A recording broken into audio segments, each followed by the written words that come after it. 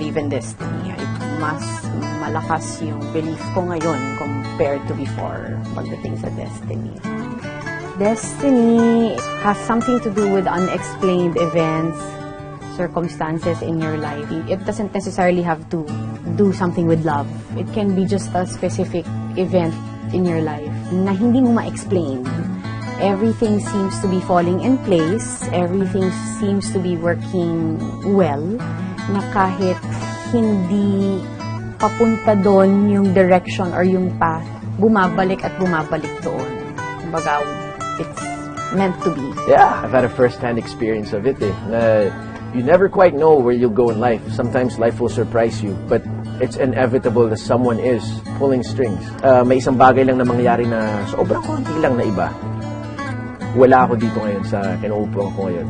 My life would have taken a different turn. It's quite comforting in a way then to think na someone out there is really is looking for you. And of course, we still have free will and it's still up to us to be responsible and act the way we want to. Pero it's nice to think that there's a sort of guidance then. Na eventually, you are going to be where you were meant to be. Whether all the experiences na pinagdaanan mo, mahirap, masakit, masaya, nakaka-enjoy, lahat yon parang ingredients siya to get you to where you are supposed to be. And I really do believe that. So, destiny, yeah. I do believe in destiny, pero naniniwala pa rin ako sa freedom of choice.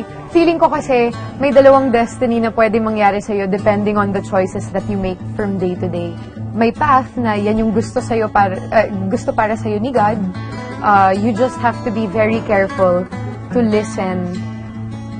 I believe that there is a predetermined road that one must take when it comes to his values and morals based on what we've learned from the big book or from our personal life. But I also believe that although that there's a line that is meant for us to take, we have a choice whether we want to take that or not. Pwedeng dito sa Google. Fate daw yun at saka parang future mo, serendipity, mga ganyan yung meaning niya, di ba?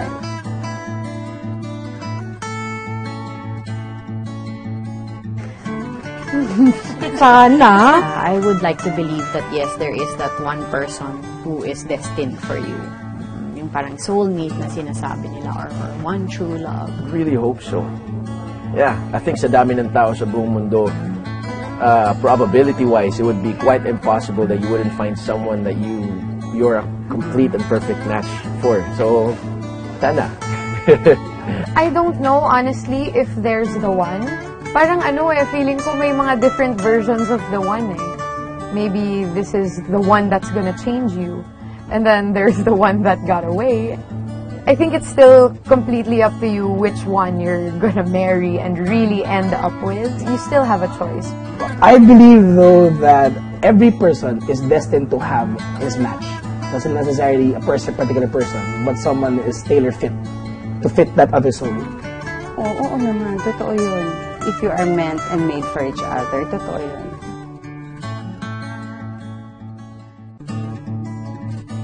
Yes, definitely naniniwala ako. Tulad nga ng sabi ko kanina, kahit hindi papunta doon yung direction or yung path, kahit ilayo mo, pilitin mong ilayo or paghiwalayin, babalik at babalik doon na no matter how hard you try to fight it, or how hard you try to go against it, mangyayari at mangyayari pa rin, babalik at babalik pa rin doon. So, kahit pinaghiwalay kayo, gaano katagal pa yan, gaano kalayo, kung talagang kayong dalawa, mangyayari yun. Doon din mauuwi. I've met quite a lot of people and I have a few friends who that's happened to. Kaya, alam ko nangyayari yun.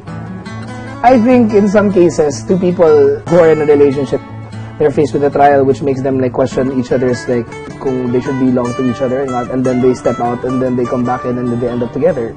A lot of people are like that, but not everybody also. I think it depends talaga sa tao eh. Sa ating mga Pinoy ulit, yung sa ating kultura kasi, yun ang lagi natin na iniisip na as much as possible na ma-save yung family or ang marriage, ginagawa natin para sa pamilya. Kahit na hiwalay na, pilit na umaasa pa rin tayo na one day, pag sa haba-haba man ng mga pangyayari, ang nagiging ending, di ba? sila pa rin, silang dalawa pa rin.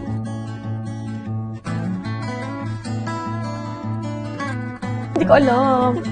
Siguro naman 10 years from now, 20 years from now, syempre secured na ako sa buhay. Hopefully by then, I found the love of my life. And we still be together. Nahanap ko na siya, alagaan ko ng mabuti yun. And hahawakan ko ng mabuti yun na hindi ko siya pakakawalan. Parang ganyan. Sana I can still make people happy and entertain people. At the same time, sana I would have my own family na, and I would still get to do my passions, songwriting, poetry writing, and art. I feel like 10 years from now, I'm still gonna be single.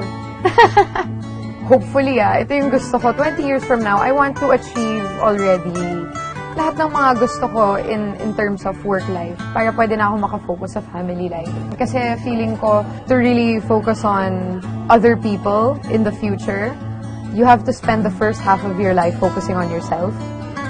I don't know. Sana nakagawa na ako ng pelikula. That's it. Personally,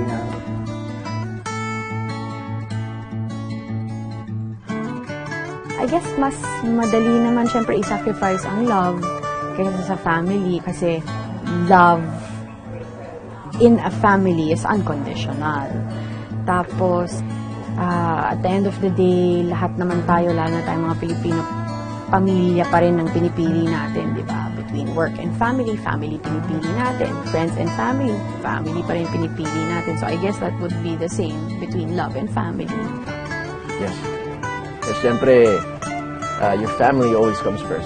Family, it's proven na lahat pwede na mangyari. Magkasala ka man, mapariwara ka man, kung ano mangyari sa buhay mo, it's certain kahit may makaaway ka sa pamilya mo, family will always be there for you. Kaya, family, I would give up everything for my family. I would sacrifice love. Kasi family is my priority. Family comes number one to me. And for me, kasi love it's great. It's one of the best feelings you can ever feel in your life. But there's more than just romantic love. when I fall in love, I really fall in love. And then I fall in love fast. Sometimes you know when your family has their say. But you're not going to... Hindi ka makikinig din eh. Kasi dito ka makikinig, it's hard eh. But it does not mean that I choose love over my family. It's just, I'm at an age now which allows me to explore myself as a person. And then, do what I want. Respect what my family says. Sa palagay ko, maintindihan ng family mo kung meron kang love. yun eh.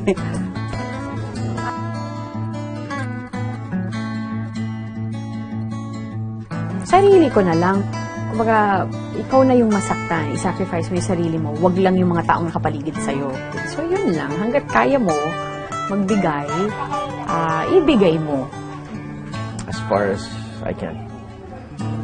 I'm a very, very protective type of person. When I feel like I'm being picked on, it doesn't really bother me, and it's so easy for me to be quiet.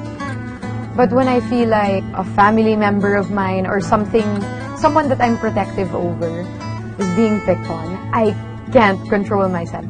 And I would go to the ends of the earth if I loved someone that much. A man is ready to give up everything. There are times nga we're in the middle of the set, and lalo na when I was younger, and I get really pissed. Like, you just leave, like you're fighting with your girlfriend, pati trabaho na apektuhan eh. I mean, you try not to kasi hindi na siya professional, but then every day it's like too traffic to do anything, but it's never too traffic to visit your girl. No matter what day or what time of the day. Pag-sacrifice ng dating sa'yo, hindi mo na mahal yun na. Kasi dapat madali lang eh. There are some things that will be difficult, especially if you're going to change your ways and if you've been that way for so long already, tapos you meet someone who's from a totally different world. Of course, syempre gusto niyo magkita sa gitna, but there are things that aren't that easy to change, and I believe to a certain extent that's sacrificing. Pag mahal mo, sinasabi nga nila, kaya mong ibigay pati buhay mo. So, lahat-lahat ibibigay mo.